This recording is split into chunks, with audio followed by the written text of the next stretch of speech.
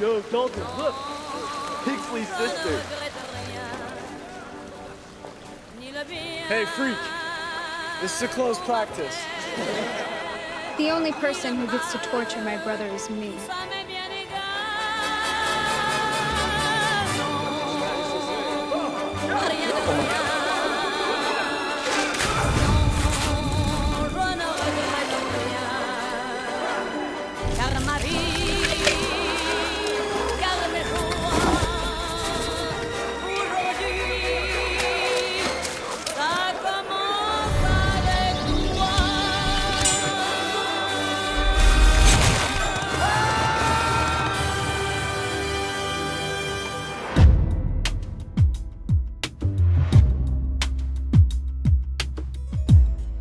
Recently, we saw another iteration of The Addams Family, the series directed by Tim Burton. Children, what are you doing? I'm going to electrocute him. But we're late for the charity auction. But, Mother... I said no. The story revolved around Wednesday, the eldest daughter of Morticia and Gomez Addams. The family sends her to Nevermore Academy, a school for vampires, werewolves, and other outcasts. There are many flavors of outcasts here, but the four main cliques are fangs, furs, stoners, and scales. But even there, Wednesday stands out. She wears a different uniform, doesn't try to make friends with her classmates, and invites them to help her with torture. Why is Wednesday so different from others? What problems does she and other students face? How do they manage to get along? Let's find out. Goody Addams! You have been judged before God and found guilty. You are a witch, a sorceress, Lucifer's mistress herself. For your sins, you will burn this night and suffer the flames of eternal hellfire. The mysterious Nevermore Academy is a special school for outcasts. However, in the series, the word outcast has a different meaning. It doesn't include only those who show inappropriate behavior and have troubles with peers, but also those who have supernatural powers. Socialization and social life issues are not only for vampires, werewolves, gorgons, and sirens. The feeling of loneliness, the need for acceptance, and a never-ending confrontation with the whole world are more or less common to all teenagers. I'm not sure whose twisted idea it was to put hundreds of adolescents in underfunded schools, run by people whose dreams were crushed years ago. The ages of 13 to 16 are the most difficult for their personal development. On the one hand, it's the age when a person experiences existential crises. They discover their values, reflecting on the meaning of their existence, and start to analyze such deep concepts as love and friendship.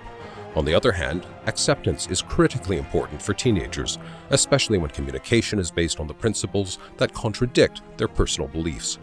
8 schools in 5 years. They haven't built one strong enough to hold me. I bet this place won't be any different. It either causes an intrapersonal conflict or acute conflicts with others. And when a teenager has supernatural powers, the situation only gets more confusing. The biggest advantage of Nevermore is the unconditional acceptance of the powers of each student. How about I say I'm about to wolf out and get a pass to the Lupin cages, and so you volunteered to lock me in? Moreover, students also accept each other's differences and treat each other's core values with respect. Oh, we should wear our snoods. Oh, I believe I left mine at fencing. Actually, you left yours at the weather vane. Luckily, Bianca brought it back. Like a monkey's paw. For example, Wednesday Addams's fundamental values are loneliness and death. I haven't always been against birthdays. Each one reminds me I'm a year closer to death's cold embrace. What's not to like about that? Her classmates don't share these values, but accept them as an essential part of Wednesday. They don't try to change her. It is the basic rule of acceptance. If you also feel that no one understands you sometimes, and that you would be lonely even at an institution for those who are different, it's worth focusing on your soft skills. We have a special course dedicated to emotional intelligence. Purchase it separately or start a paid subscription to watch it. The latter option gives you a chance to watch other courses and learn whatever you want. Choose the format that works for you and start learning. This is a safe space Wednesday. A sanctuary where we can discuss anything. What you're thinking, feeling, your views on the world, personal philosophy. That's easy. I think that this is a waste of time. I see the world as a place that must be endured, and my personal philosophy is kill or be killed. Wednesday Addams looks rather weird even among outcasts. Both the audience and the students of Nevermore can see it very clearly. We may assume that Wednesday has a schizoid adaptation type of personality. Adaptations in psychology are used to refer to specific, stable, exaggerated manifestations of personality that are the extreme of the clinical norm. The main feature of schizoid adaptation is detachment and avoidance. Schizoids seem self-sufficient, but at the same time, they are desperate to have someone close. Wish me luck. If he breaks your heart, I'll nail gun his. They might look passive and idle at first glance, but deep inside they are active and emotional. Schizoids often have extraordinary abilities, but it's hard for them to break the ice and build close relationships with people. We can see it in the example of Wednesday and her roommate, Enid. Goody warned that I was destined to be alone. Maybe it's inevitable. But for the first time in my life, it doesn't feel good. Moreover, we might also suggest that Wednesday has an autism spectrum disorder. There is a common stereotype that people with ASD are physically and mentally challenged, but that's not true. ASD has many forms and features.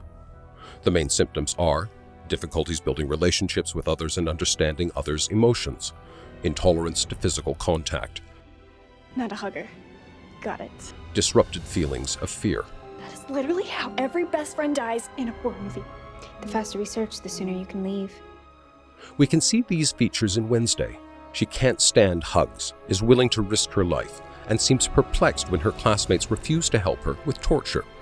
We can't diagnose a fictional character, so the analysis is mainly based on behavioral features. Nevertheless, Wednesday is not emotionless. Even though she assures Enid she's better off alone, she still worries about her friend. Yet, she has an unusual way to show it. She doesn't want to wear matching snoods or do each other's nails, but she promises to nail gun his heart if he breaks Enid's. She also cares about her brother and a classmate who presides at the beekeeping club. At the season finale, Wednesday even hugs Enid back. I knew I should have worn my plague mask. Did you look at my family? Talk about toxic pack mentality. I give my mom 30 seconds before her judgy claws come out. Let's get this over with. Wednesday is not the only character whose story we get to see. Some of her classmates are also very interesting from a psychological point of view. The first student whose weirdness attracts our attention is Wednesday's cheerful roommate, the werewolf girl, Enid Sinclair. Enid isn't a stereotypical gloomy teenage outcast. She enjoys chatting with her schoolmates, loves bright colors, toys, and she is a very cheerful person. Sometimes even too cheerful. It is as if she is hiding her problems behind her positivity. She constantly needs to impress everyone. In Enid's case, these features are explained by her relationship with her family, with her mother in particular. 1,000. 1,000. Have you not been waxing? 3 seconds. That's a personal best. By Enid's age, werewolves learn to wolf out, but claw extension is the only skill she has mastered. Enid is concerned about that, but not as much as her mother. Her attention is 100% focused on her daughter's flaw. Don't you want to wolf out and finally be normal, honey? She doesn't notice her achievements and talents. She doesn't care about her friends and romantic interests. Enid knows that her mother will accept her and be proud of her only when she starts to wolf out. If I'm meant to wolf out, then I'm going to do it on my own timeline and not yours. I just hope that one day you'll finally be able to accept me for who I am. That's why she does her best to prove that she is worthy of love, first of all, to herself. She tries to conceal her teenage concerns and worries from her mother. She cares a lot about her looks and tries her best to win school competitions. Who can tell us the name of this beauty? Dendrophylax lindenii. Otherwise known as the ghost orchid. First discovered on the Isle of Wight in 1854. Very good, Wednesday. Looks like you may have competition for first chair, Bianca. Enid's main rival at the competition is a young siren, Bianca. From a psychological point of view, winning is incredibly important to her. What do we have here? The runt of the litter. For the record, I don't believe I'm better than everyone else. Just that I'm better than you. At Nevermore, Bianca is the queen bee. She nails sports events and fencing, outdoes everyone in botanics, and she is a member of a secret elite belladonna club. But Bianca's perfect image is just a cover for her inner struggles. Bianca is a siren who can win the love and recognition of anyone. She just needs to sing a song. Such a picture-perfect ability turns into a real nightmare for Bianca. Take off your amulet and make me forget about it. I can't believe you would ask me to do that. You said no strings. You broke up with me because you thought I was manipulating you with my siren song. She wears herself out trying to disprove her family's belief that anything can be achieved by the siren song. She wears a special necklace and challenges the non-magical part of her personality, testing her ability to achieve success on her own. She needs to feel that her achievements are truly hers and wants her classmates to feel affection for her, regardless of her abilities. From day one at school, Wednesday confronts Bianca, but they don't fight for a place in the school hierarchy. You kind of got to the whole school spirit thing. You didn't tell me it was a dark, vengeful spirit. In fact, Wednesday's confrontation is a manifestation of her mother's image. Back in the day, Morticia Addams was the most popular girl at the academy because of her high social and emotional performance. Taking into account Wednesday's age, it's safe to say that she goes through an active stage of separation. She and her mom are completely different emotionally, so the daughter tries to prove her mom wrong by competing with Bianca. I have no interest in following in your footsteps, becoming captain of the fencing team, queen of the dark prom, president of the Seance Society. But, in the end, the girls manage to overcome all their differences. Every Nevermore student is unique in their oddity. Some might turn themselves into a stone statue by accident. Some are into torture. Yet, they accept and respect each other. That's why they can find a common ground. However, it would have been easier for Wednesday to adapt to Nevermore if she had developed emotional intelligence. It would help her to avoid conflict and stress. Everyone needs emotional intelligence, ordinary people as well as vampires and werewolves. It's a rare superpower, but you can work on it. Check out our course. Purchase it separately to get timeless access, or start a paid subscription and watch the course along with hundreds of other courses by Art for Introvert. Follow the link in the description box and choose a format that works for you. Support our project by subscribing and getting new courses. Do you like Wednesday? Share in the comments.